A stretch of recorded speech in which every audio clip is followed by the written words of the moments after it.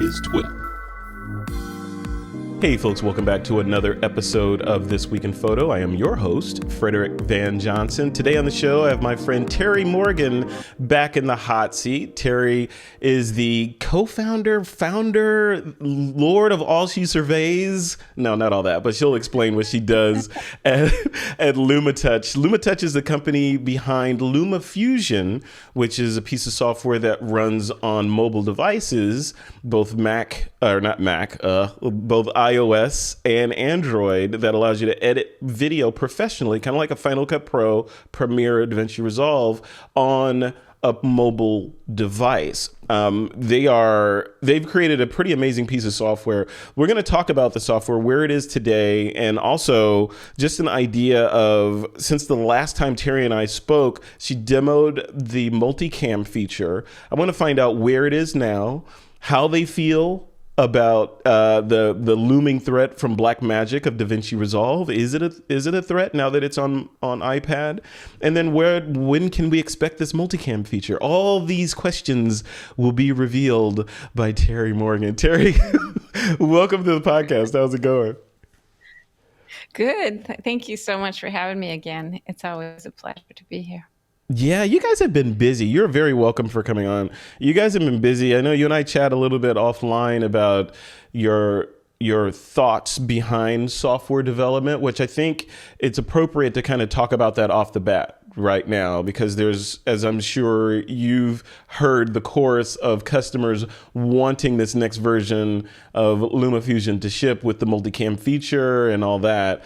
You guys, I'm going to put words in your mouth, but from what I hear, you guys are approaching software development slightly differently than a lot of companies down here in Silicon Valley, where it's good enough, ship it, and we'll fix it, on the fly, based on customer feedback and whatever they tell us they're sad about the most, we'll fix that first.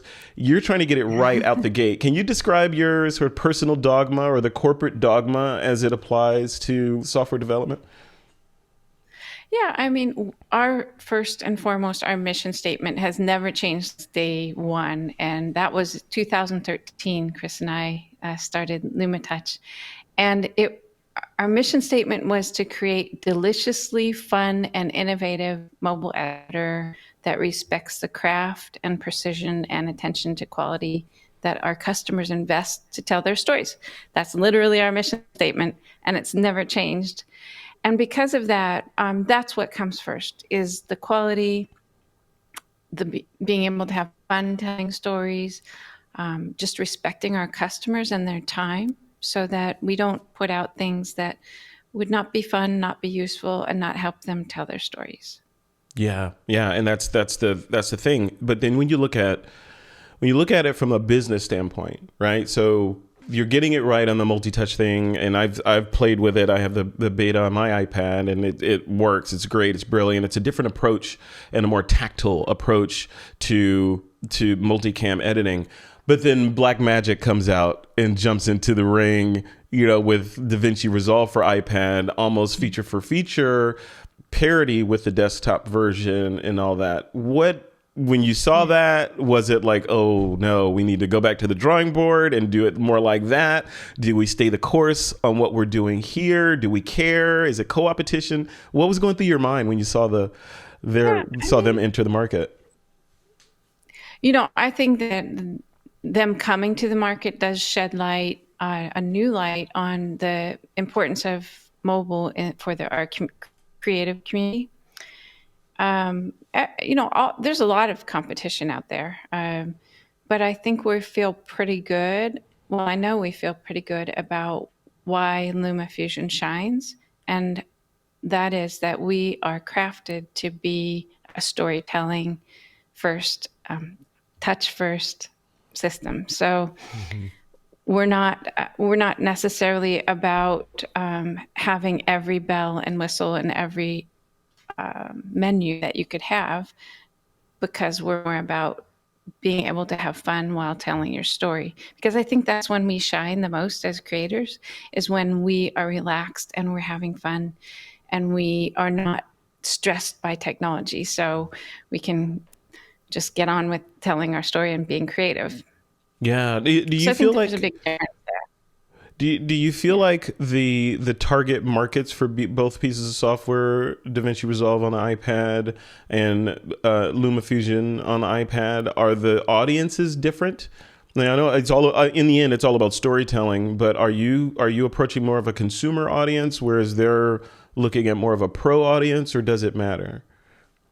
I wouldn't say that at all. I would say more that as creators, we have different things that we need to achieve.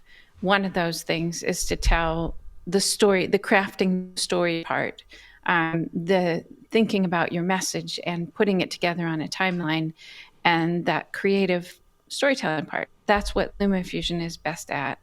And you could totally be the same person and want to use LumaFusion for that storytelling part and Resolve for deep color correction or color grading or something else that they have. And I don't think that it's so different now, because when I started editing and I bought my first editing system, it was $60,000. It was all I could ever afford, is that one. So I had to make sure that one system did everything I needed it to do.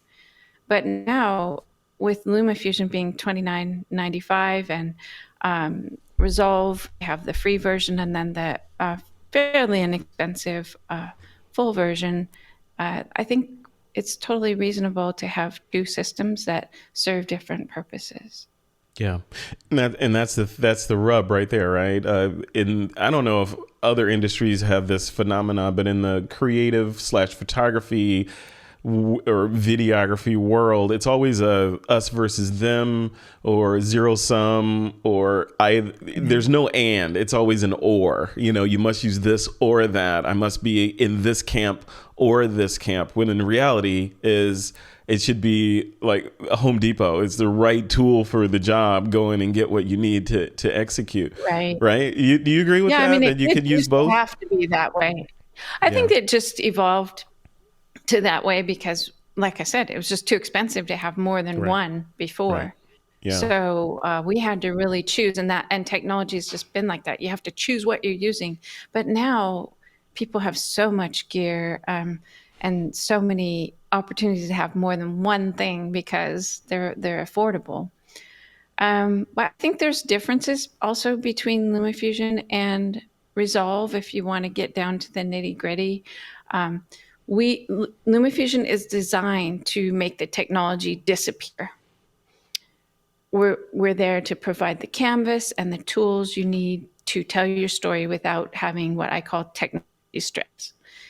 Whereas Resolve is there to give you everything that a professional needs, and that can sometimes be stressful and may not be your most creative moment, but it doesn't mean it's bad. It's different. LumaFusion is optimized for touch. We were designed from the get-go for being a touch editing system. So we haven't ported any code over or tried to slip in a lot of menus into our editor. And there's a lot of other differences too. The playback performance of LumaFusion is astounding. On an M1 iPad Pro, LumaFusion playback 6 tracks of 4K just seamlessly, flawlessly. And you won't find that is necessarily true with Resolve. There is audio stuttering issues and stuff like that. So, we have built something that is completely optimized and designed for iOS. We also have, I can go on and on, but I love it. I'm just absorbing. I'm absorbing all this because I look at this, and we didn't talk about this at all, but your background is in video editing, right? So you're a cutter, right? You Avid, all the things, so you know your way around those applications. Did you and team and Chris, did you guys look at that world and say, you know what? If I could, what's the ideal flow? We have this slab of glass with a computer in it and connectivity. What's the ideal flow for video that would make it fun versus bins and this and all these other things? Is that the tack that you took?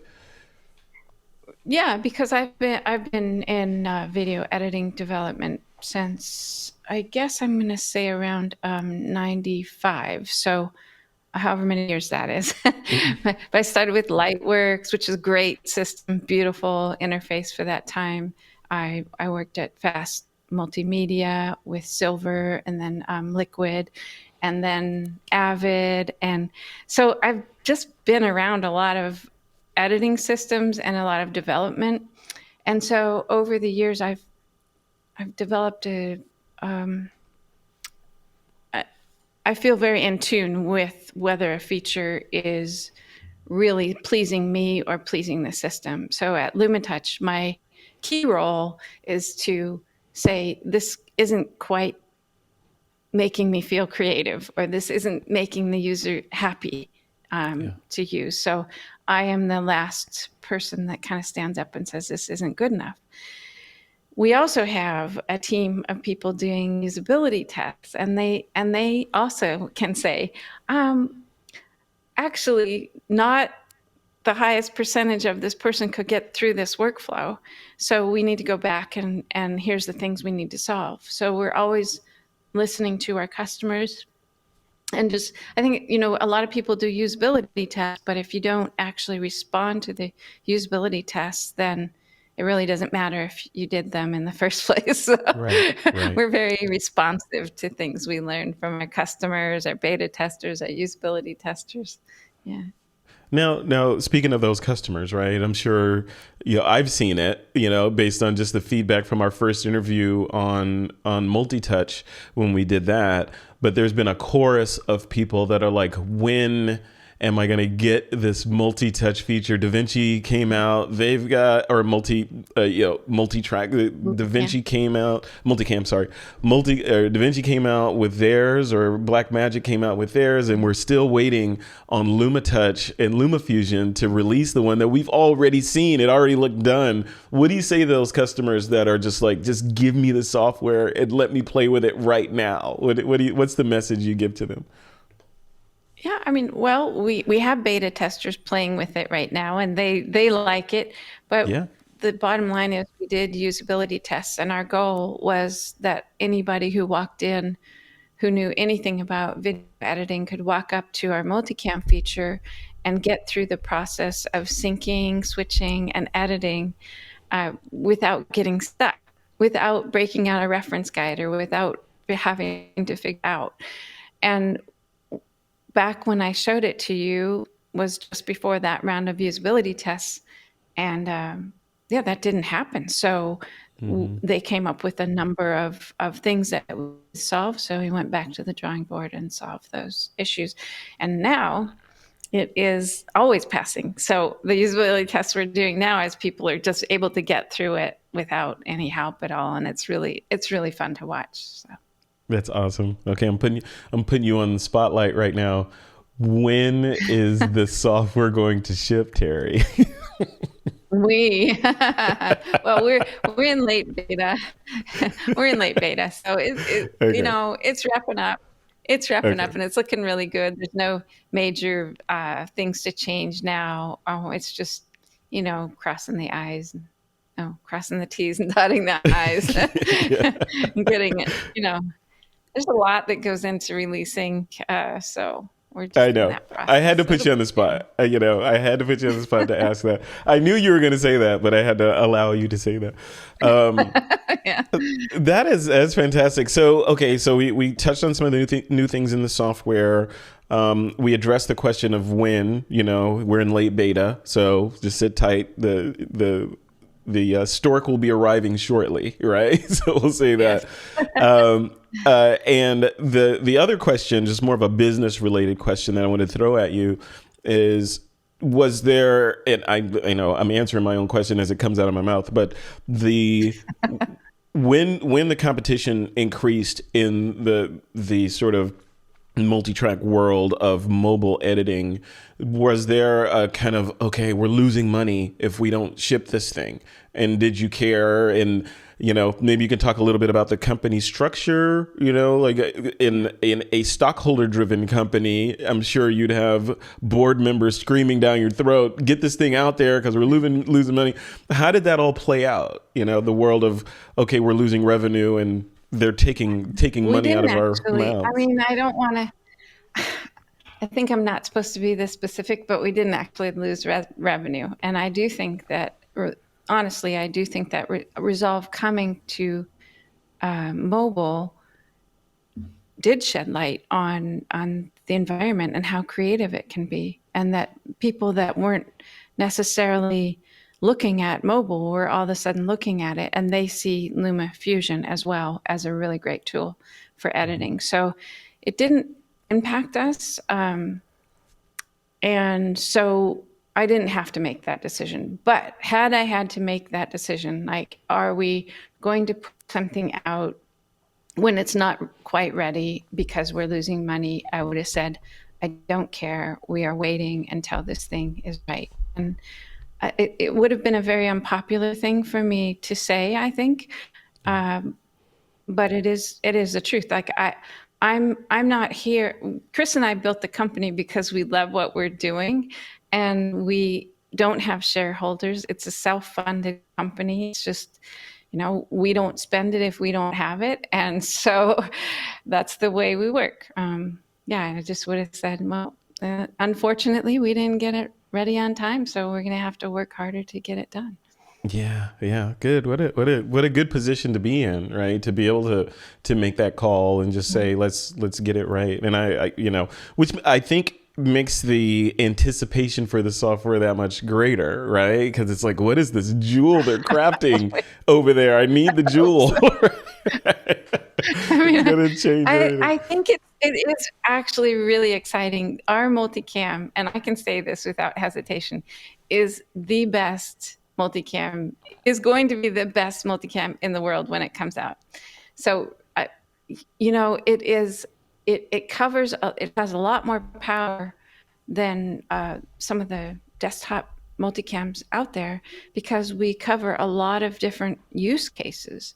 We cover if you want to do a music video with 6 cameras. We cover if you want to do like an interview and map audio from one camera to the other and then cut, and all your audio is mapped. We cover having put effects on each angle or on each cut. So there's just a lot of things we covered, and all in a way that doesn't get in your face or doesn't make you look up things. So it is taking multicam to a level that I don't think it's ever been at in all the history of multicam.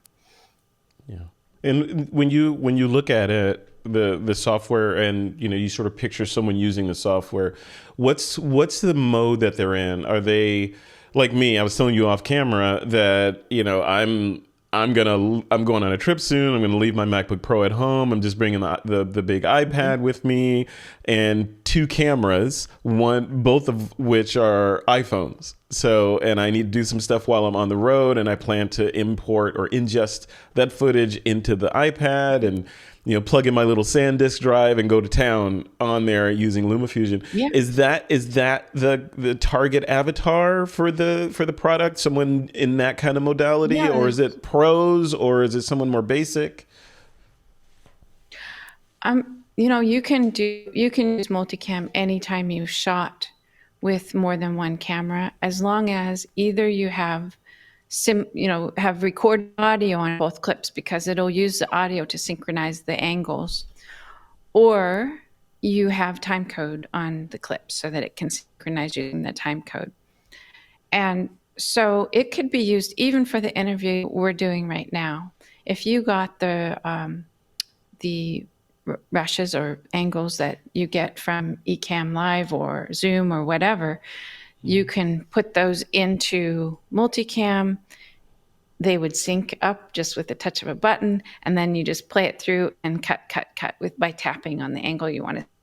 So you could use it in this situation. You can use it on your trip you're going on, which is going to be really fun. Yeah. Or you could do a whole video where you have the audio master, the playback audio that the musicians play back to. You put that in a track of LumaFusion into the primary track, and that will sync everything to that, but it won't get cut when you're doing your switching.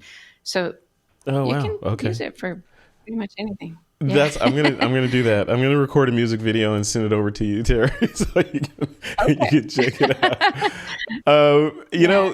So with all this focus on just sort of the multicam feature and polishing the software and all that, once it's out in the wild and you're happy with it and the reviews are stellar, what's next? What's the next big feature that LumaTouch wants to aim the guns at to knock out and change the mobile editing world?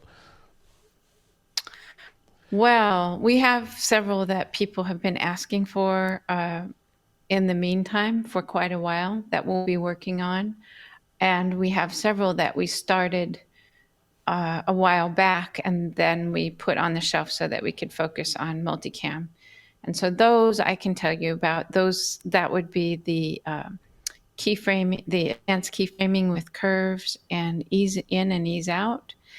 And that would be more of those audio GUIs, the graphical user interfaces for the audio effects, like high shelf and low shelf and EQs and stuff like that. So we have added some of that, and we want to add more of that because it just makes audio so much more fun. And and there's a number of things that I'm going to leave in the background for now. Okay, good. My Jedi mind trick isn't working like it was last time. It's not today. Not today, you sneaker. Hey, I'm trying. No, this is good. This is really helpful. I think a lot of your customers and would-be customers are going to benefit from this interview, just to kind of get in your mind or in the company's mind a little bit in terms of what's coming, why it's coming, when it's coming, and what your approach is to software development, which I think it's really important. Any parting shots you want to throw out there to the audience about, Luma Touch and LumaFusion, any future apps beyond LumaFusion that we should know about? Come on, give me my Oprah moment here, Terri. Come on. Okay. Well, I think, by the time this is live, then the Android and Chromebook releases will be out. So you'll be able to run LumaFusion on Android phones and tablets and Chromebooks. And that's another thing, that's different about LumaFusion is it does run on every device, from iPhone to Android to Chromebook to tablets. So we're not limited to just the high-end iPads. So yeah, and it'll run on an M1 MacBook Pro as well, right? Or an M series MacBook Pro, right? Yeah. Yes, that it does. Very cool. What an ecosystem. Okay, great. So we'll leave it right there. This is fantastic. And as a bonus, you've agreed to record a nice video for the TWiP audience exclusively to get an inside look at the state of the software as it sits in late beta, which will probably be very similar to what the shipping version looks. So you're going to take us through some workflows, some multicam workflows in that software? Yes, I will. I'll do a quick, like a cooking show, 3-camera shoot with some mapped audio, and then I'll do a quick demo of how you would do a music video in there. Okay, awesome. Terri, thank you so much for doing this. This is fantastic. Perfect discussion. If people want to check out the currently shipping version of LumaFusion, they should just go to where? LumaTouch.com or just to the App Store. Right? Your Android or iOS App Store. Right. Play Store, Galaxy Store, Apple Store, and just look up LumaFusion. Or you can go to our website at LumaTouch.com or Twitter or Facebook. So you'll find us. Or look in the description of this YouTube video or on the This Week in Photo blog post for this episode, and you'll have all the links that you need there as well. So perfect. Terri Morgan, thank you so much. And as we record this, it is February 14th, so happy Valentine's Day. And I hope you have a good evening. Valentine's Day. Yeah, thank you. Yes. Thank you. Okay. All right. Thank you, and we'll see you next time. See you later.